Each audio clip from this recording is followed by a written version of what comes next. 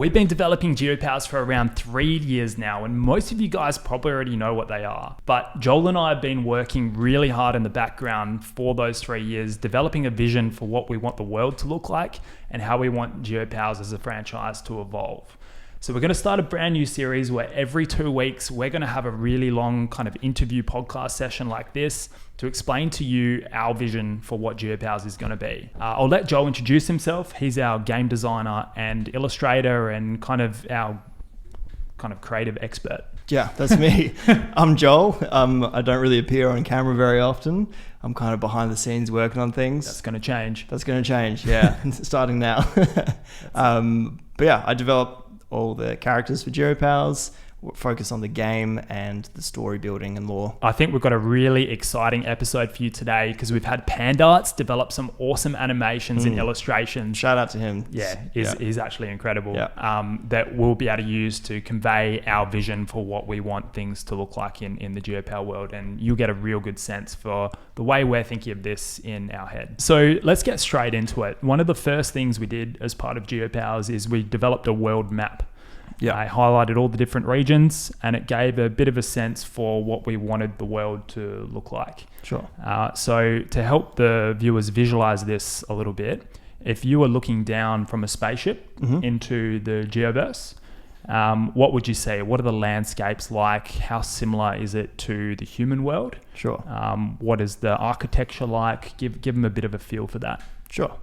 So the Geopals world, if you're looking from a bird's eye view down at the map of where they all live, I think you'd see the most extremes of all the different terrains that are possible on Earth. So, and that's where they thrive. So we've got like Geopals from the volcanic region. That region is going to be intensely hot, really dry. There's going to be magma. There's going to be volcanoes, etc., etc. And then on the opposite end of the spectrum, we've got Geopals from the ice region. And that's exactly what you think it is. It's snow, it's ice. There's still big mountains and peaks. It's really cold, it's desolate. So each region that the Geopals are from is the extreme version of itself. And I think that kind of goes hand in hand with the challenges you've got to face when you're in the middle of a treasure hunt race, right? Yeah, and exactly. That's why Geopals from different regions have big advantages in the regions that they come from. And I think that lends to that really nicely. Yeah. And what about in terms of the level of civilization? Do we have, is it an advanced civilization or are we building things using things that we would naturally find in nature? I'd say it's a bit of a mix of both. Yeah. So the Geopals world, and this we're going to touch on this a bit later, they find these orbs, right, which we know of now, falling from the sky, but they can use those as an energy source or to further their science and their technology. So you've got a Geopals world that's mainly built out of natural resources with certain elements that might seem futuristic or highly advanced for their society. And whereabouts do the Geopals live? So are they all living together in one big mixed pile, or are they kind of geographically spread out into different regions? And what are they like? How do they live together? Sure. So the Geopals live in the regions that they're from. So an ocean Geopal will live in the ocean region. A Geopal that's from the desert region will live in the desert region, because these are the places that they are acclimatized to, acclimated. It's where they're born, it's where they are raised, but it's also where they have, like we were touching on earlier, the greatest abilities in those regions as well. It's where they're comfortable. So we have 2 types of real Geopals. We've got some that are kind of separated from the world of hunting down orbs and being part of that race and that side of society. These Geopals will just dwell in their own towns, which are in their regions, and kind of just build their own societies there. They kind of live in their own regions, so they're not quite connected to maybe Geopals from other places in the Geoverse. Yeah.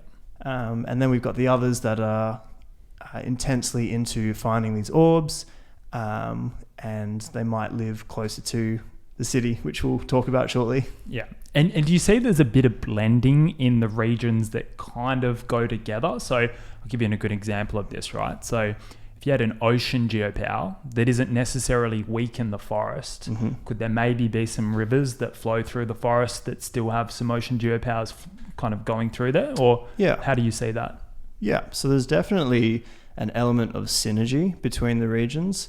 So what we didn't want to do is create a world where it's so contrast between the two. Like, we felt like there had to be a bit of natural flow between them, and we see that in our world as well. Like, it's not like you suddenly step into, you know, a snow region without, there's going to be greenery, shrubbery, and vegetation. So like your example with the ocean region, that's definitely going to have rivers that pass through other regions as well. So exactly. I remember when I went to Europe on a holiday, you could kind of visualize that really well, whether you've got an icy mountain that flew into like a really nice lake that was filled with like glacier water, and then you had the forest around that, and they all kind of blended, but there were distinct regions still if you drew a barrier between it, but there was some blending between it all. It's kind of, and if you have traveled, you kind of get a gist of this. There's so many real world examples of how nature is just epic, and we wanted to capture that for the Geopal world. Yeah.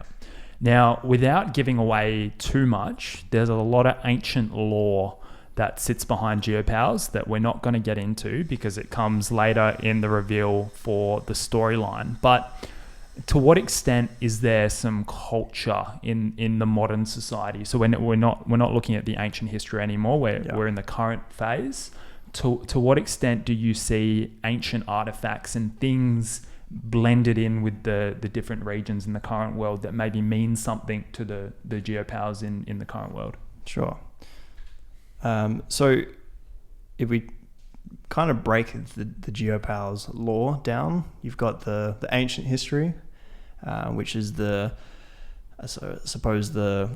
backstory of what happened to get the world to where it is currently in Geopals. And so then we've got, in the modern day Geopals world, we've got elders. There's older Geopals. Geopals get old, just like everything else does, who are kind of charged with passing down story, myths, or and educating the new generations. Newer generations might think, oh, that's dumb. That's just some weird story that's been told and passed down. But that's part of the culture, is what's been passed down in each region. And we see that there are differences between the stories passed down, but at the same time, it all ties together. Yeah. And I think we'll leave this for a future video, but one thing I was thinking is, for every individual region that forms the map, there could be its own lore or own backstory that kind of leads to the formation of the region it is now, and leads to something that they need to protect and sustain. Like, we'll tie the ancient lore into the current world, and it'll be, like you said, slightly different for every different region, but they all have some culture and attachment to what they're trying to protect. Yeah, and maybe some cultural differences too, of different regions that think their story is right and the other one's wrong, or and that might be painted and clarified when the ancient lore is revealed. Yeah. All right. So next thing I'm keen to talk about is the concept of the orbs. So the orbs are, like a Pokeball is to Pokemon, the orbs are critical to the storyline and functioning of a Geopal society. You would have seen videos that I've made before where the whole concept of Geopals is these orbs fall to the ground randomly across the world, across the Geoverse, and the Geopals want to go and collect them. Now, maybe Joel, give some insight into why Geopal might want one of these orbs. What purpose does it serve? Does it serve different purposes for different types of Geopals? Kind of just help paint that picture for the listeners. Sure. So if you've seen the first animation we did, that hints that certain orbs, or certain Geopals I should say, can awaken. So that's the word we're using when they are awakened to a later, more stronger, faster, better stage of themselves. And the key is that not all Geopals are able to awaken straight away. And that's something we'll talk about again later. So that's point one. So Geopals can awaken if they find them. Number two, we kind of touched on it a little bit before, was the technology advancements. So the orbs are a power source, something that allows them to further their technologies. So there are going to be Geopals that want to use the orbs for that very reason, scientific advancement. And those are really the main two reasons. So it's either further develop themselves in awakening or develop their societies or communities. Yeah, and I guess further developing themselves might enable them to be better at finding other orbs, but it also might mean that they're better able to protect their regions if they play that role in their society. Better champions. I guess you could see it. Yeah. Not that it's militaristic, but stronger champions to protect their regions. Yeah. So that kind of leads into the concept of the central city. So you talked a little bit about certain Geopals that want to advance themselves and become more powerful, potentially because they might want to form other orbs. And we've been talking a lot about this concept of having a central hub where those more competitive, power-seeking Geopals live. Can you maybe help the listeners understand that a little bit more? What's the purpose of the central city? Why was it formed in the first place? What kind of technology does it hold? And how does that help create this league kind of structure around what we're trying to do with Geopals? Yeah. So we wanted to make sure the theme of treasure hunting with Geopals was like forefront in the story as well. So that's where, if you've been along for the whole ride so far, that's really where it began, with treasure hunting. And in the game too, the card game, you race your opponent to the treasure. So we wanted that to be the central idea. And so we needed a place that would govern that. So the central city was formed. And if you actually look at the Geopals map, it's in a location where all of the regions meet in a central area. So there's, I suppose any Geopal can access it. In the city, there's a central building, which we'll show a picture of. It has an observatory at the top. So the governing body of the Geopals world, I guess you could say, they can track the orbs when they're falling from space, can see them through the observatory, and they can advise the factions of where they are landing as a way to encourage the orbs to be found. So that's cool. I've been watching a lot of anime lately, and one idea that I think we've kind of briefly discussed is this concept of different orbs having different power levels. And depending on what the power level is, will determine like what kind of a team you put together to try to find the orb. So I was thinking, laughing and kind of making the comparison of, how in a lot of anime they use like S tier. Yeah. It could be like an S tier orb where you pull your best possible team together to go and find it, while as for the other ones, they kind of conserve their energy. No one worries about them. Yeah. That could be cool. And that's maybe a good segue into this concept of factions. Yeah. So can you maybe have a chat about the different factions that make up the city, or the factions that the Geopals sit within the city, and the differences between the factions, and why one Geopal might lean towards one faction rather than another? Sure. So when creating part of the city and the factions and where the main town is, I'm a fan of fantasy, so I love the idea of taverns and all that sort of stuff. It's a more sophisticated part of the Geoverse. Yeah, more sophisticated. So I wanted the factions to kind of look that way, like little hubs where Geopals can gather to socialize or talk about their strategies or whatever it is. So the factions that we've developed, they are Flow, Blitz, Forge, and Ward. And they kind of cover 4 different strategies that you could come across when finding the orbs. So Flow is adaptive to change. So you're going to get Geopals that are still going to like kind of gun and go for it, but they're easily able to adapt. They might be better equipped for whatever challenges they face. We've got Blitz, who is in the name. It's just go, go, go. Be the first one to get there, no matter what the cost is. No organization. They're a bit erratic. They get the call that an orb's fallen, and they're like, just go, get it.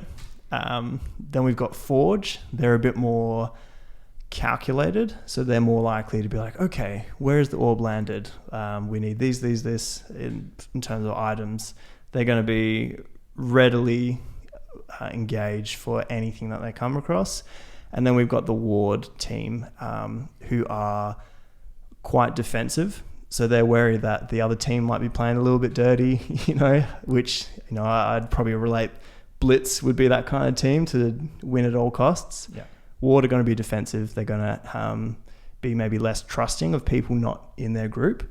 So we created these 4 for now as well. There's no reason more factions might not pop up in the future. Yeah. But it allows for Geopals who aren't of the same region to come together to form teams. Yes. And that's why we want a diversity in those teams. We'll talk in a little bit about maybe the Geopals and their personalities and things. It allows for personalities to be different within the same region. So volcanic Geopals might be hot-tempered by nature, but we're still going to have forest ones that also might be hot-tempered. Yeah, exactly. It's not unique to just one region. Now, I've got a question that you probably haven't heard before. Mm-hmm. Well, I haven't asked you this before, but if we're developing a storyline and we've got main characters, or maybe like a main set of 4 or 5 pals, which faction do you think they would go in? Or I've actually thought about this a little bit. You have thought about it? Yeah, cool. It would, whatever it is, it'd have to be like the Gryffindor, like the Harry Potter world. They clearly followed the characters from Gryffindor, right? Yeah. I would see probably Flow or Blitz. Cool. Yeah. Being the main ones. I'd probably pick Flow. Yeah. Because Blitz, I can kind of imagine being like the hot-headed, maybe like slightly too competitive, bit like arrogant. Yeah. And that's not the underdog. Yeah. Yeah. I feel like Flow would be that. Yeah. 100%. Yeah.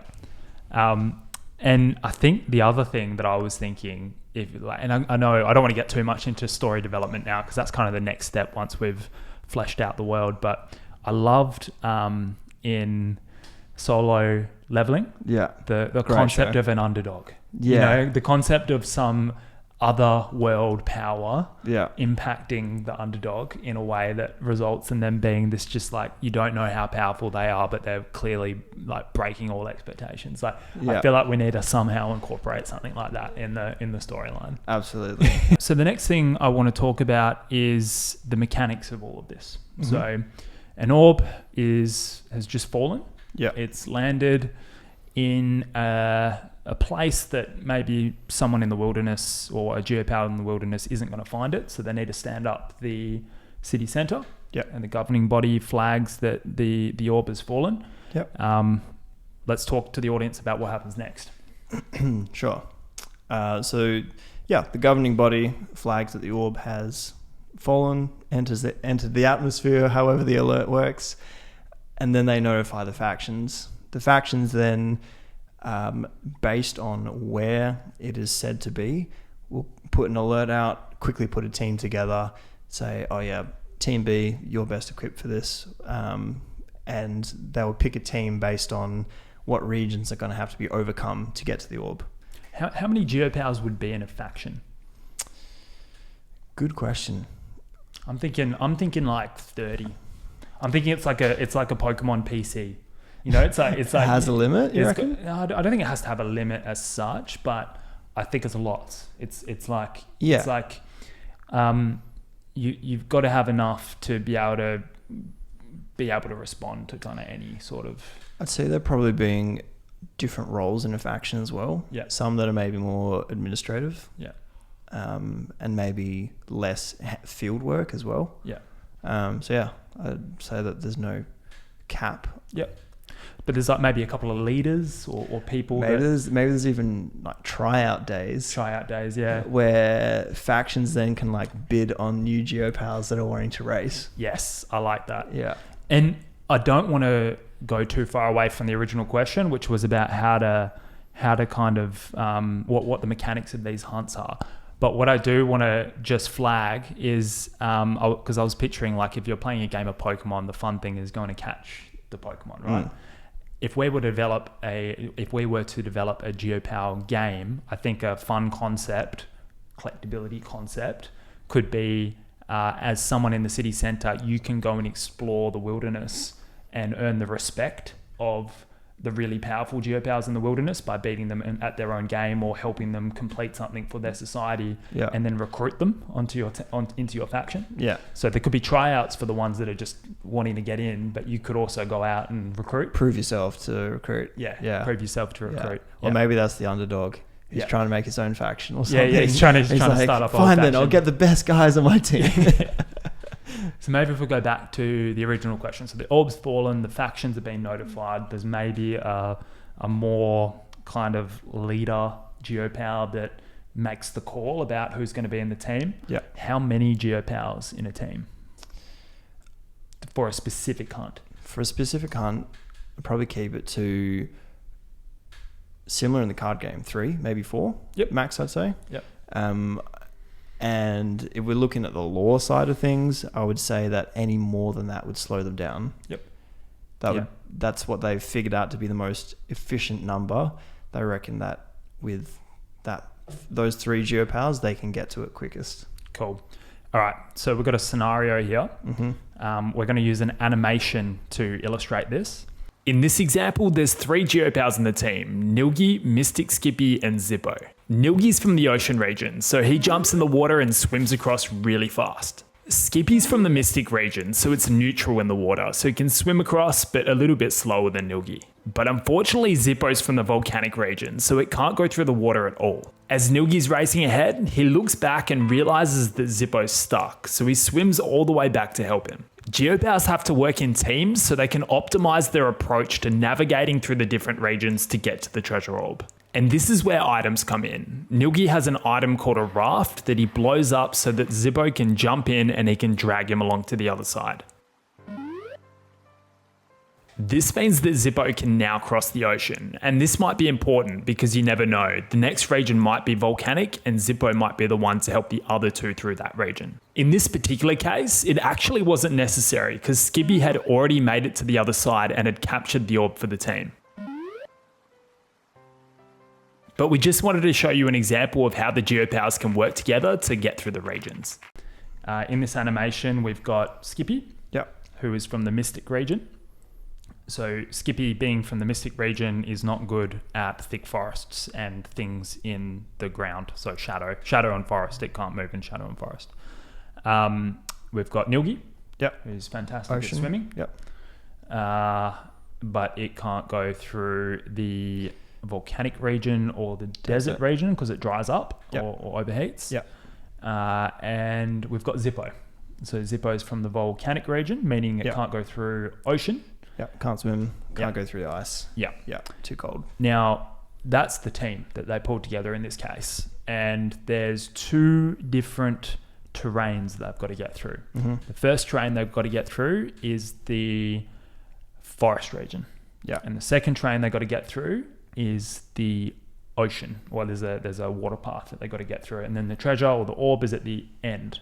So in this specific case, what happens? So they're going through, let's start with the forest region. They're going through the forest region. Who's strong, who's weak, who's neutral? Are they all neutral? So Skippy's going to find it hard through the forest region. Yes. Because it's going to be real dense. Skippy's type of Geopal that can kind of fly as well. So it's not going to be able to do that through that terrain. Especially if, if an orb were to fall on it. Sure, Skippy, might be able to fly over, but can't get into the dense foliage. So Skippy will be at a strong disadvantage. Zippo and Nilgi will be neutral, so they won't be affected. They'll still be able to not move as efficiently as a forest Geopal, but they'll be neutral. And then what do we get to after the forest? We get to... I think in this particular animation, Skippy I mean, the forest doesn't seem to have much. It's not too dense. Yeah. Let's say it's barely a forest region. There's varying, like, there will be slight differences between the game and the actual lore. So the lore, there's going to be varying difficulties in the region, right? If there's a tree there, it's not going to be like, well, it's Pokemon, you can't use cut. Some of the Pokemon have claws and things. Yeah. It's not going to be like that. So yeah. Okay, but where we do have this illustrated in the animation is when they hit the ocean region, or at least the water path that they've got to get through. So walk us through what happens then. Sure. So Nilgi, being from the ocean region, great swimmer, hops straight in and can swim straight across to the other side. Skippy too, no problem with swimming at all, but Zippo can't swim at all. Like, it's the biggest yin and yang. Like, he's from the volcanic region, growing up around volcanoes, does really well with the heat and the dryness, but can't do well in the ocean. So Zippo in this instance isn't able to get across the ocean. Mm-hmm. Yeah. And so what happens? So so this is where the team or items come into play. If you had a bigger Geopal, maybe they could, piggyback them across the ocean. In this instance, we've got Skippy and Nilgi. I think it's Skippy that blows up a raft. I think it's Nilgi in this case. Because I think what happens is Skippy goes slowly across. Nilgi's way ahead because he's like a gun in the water, and he's like, I need to go back and help Zippo. Okay. So he goes back. So Nilgi goes back. Nilgi's way too small to carry Zippo across on its back. Yeah. So Nilgi blows up a raft that they have in their inventory and their items. Zippo hops in the raft and Nilgi tows him across. Yeah. And so that's a really basic example, just for illustrative purposes, of how teamwork can help all of your Geopowers get to the other side. So I think in this case, the leader was a bit silly for putting Zippo in the team in the first place, but it's still a good illustration. But on the other side, maybe there was also a strong volcanic region that they had to get to through at the start. Yeah, and this is just later in the race. And an interesting question. So when it comes to reaching the orb, is it just one Geopower that needs to reach the orb, or is it all three, or everyone in the team? We've been doing different to the game. The game, if you've played it, is broken into 3 rounds where you have 1 Geopower, then 2, then 3. This one's just the first one from the team to get there. Yep. Could also totally depend on the rarity of the orb. Maybe the S tier ones are heavier and actually need more people there. More Geopowers to be able to lift it, or bit of a to be determined. I think. I think it's an interesting concept. It's like, can you just leave some behind if it's just you just need one more Geopower to get through the last train to get to the end. Yeah. I think that could work. Yeah, totally. As long as it's story. So yeah. We're coming up with it. It's a thing. It's all for the faction, right? If one person gets it, that's a win. Yeah. So now I want to touch on what happens with the orb that they found. So that, they've reached the orb first. Yeah. Now you talk about some Geopowers for a reason we won't disclose because it's part of the lore. Will immediately get the power from that orb as soon as they touch it. Yeah. Other Geopowers need to do what to get that power if it doesn't immediately affect them? Sure. So the Geopals, the winning faction, gets to the orb, and I would firstly say that they got to get it back to the city. So if each of the Geopals has touched it and there's been no awakening instantly, then they know that they're going to have to use it for something else. Yeah. I would say they got to get it back to the city safely as well, because there could potentially be sabotage from other teams wanting to get it. Team Rocket of Geopals. Yeah. So they get it back to the city. They can do one of a few things. Because they can't awaken themselves from a team, they might try and give it back to their faction to see if anyone from the faction can awaken. Because it is a rare object, they can sell it. Yep. So because it is an energy source, like we're touching on, they can sell it for money for their factions. They can sell it to the central city. So the central city is the main governing body that's trying to acquire these orbs, and they're the ones with the detection devices, the observatory, everything in place to try and gain these orbs, right? And do we also tell them about the extractor? Yeah, I think we've got the image for it. So yeah. Yeah, okay. Talk about it, yeah. So in the central city, there is only one device of this kind, and it's an orb extractor. These orbs contain a spiritual energy, and that's why Geopals can awaken. And they use that spiritual energy that's inside the orbs for their technology, right? So in the central city, there's an extractor. We'll chuck the image up. Think of it as a unnatural way of extracting the spiritual energy from these orbs. And if you can visualize when it happens, it's kind of painful to the orbs. Like, it's not a natural process that occurs. It's forced upon them. A natural process would be for a Geopal to awaken and receive the spiritual energy. So factions can pay the central city to use the orb extractor machine to try and extract the energy from the orbs and force it into a Geopal to awaken them. Cool. Yeah. That's good. All right. So there's a few unanswered questions here, and it's probably more than a few. It's intentional, right? So why do some Geopals not evolve immediately when touching the orb? What are the Geopals in the wilderness protecting? What is the culture and the ancient legends that the elders of the Geoverse are always talking about? Is it real? Like, what is all that about? And why are the Geopals trying to become more powerful? What's the end game here? So these are all questions that we're intentionally not answering because we want this story to evolve in a certain way over time, and we'll slowly feed answers to those things in, and it will keep you hooked as we go along. But what I want to ask you, Joel, this is a bit of a closeout sort of question, is where do we go from here? So we've developed the landscape, we've developed a bit of the ancient lore, and we can see there's a bit of a league forming. Yeah. What's the next steps from a world development point of view, given your knowledge of anime and getting involved in those kind of themes? And what I mean there is, like, where do we go next? Are we going to start developing characters? Like, how do we roll in all this lore as we go? You don't have to be specific, just generally, how do you see all this evolving? So we want longevity. That's one thing that we really want from the get-go. So we've been trying to, I suppose, plan and come up with a story that isn't going to be reactive. And I don't mean that against anyone that does create stories in that way, but we want something that has been really well thought of. That's why we have the ancient lore that we've kind of hinted at, because later down the track we can start to reveal that, and that will really connect in with the modern day as well. So we've got the world, we've laid the foundation for the orbs, why people are chasing them. I think now we start to create stories behind specific Geopals and regions and kind of build.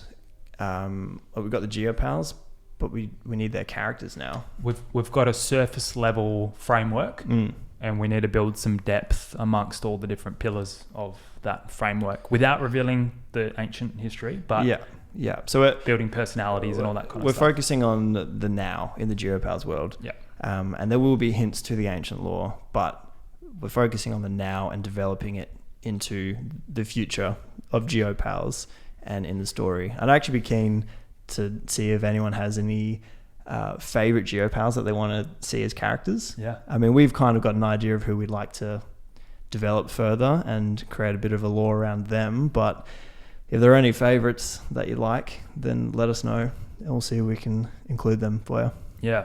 And I guess that's an open question to the audience. Have you got any ideas about how you'd like to see the Geopal world evolve over the next couple of weeks? We're going to try to keep making videos like this every 2 weeks. I think that'd be a good cadence. Yep. and giving you more visuals of what things look like and how things are going to evolve. We want you guys to be part of that. So if you've got any ideas, leave a comment and we'll definitely consider it in how we make our future videos. And if you have any theories, as we start to talk about the modern day world, if you have any theories about maybe what happened in ancient Geopals time or what's going to happen in the future, I'd love to see what your theories are and pop them down as well. That'd be cool to read. That'd be wicked.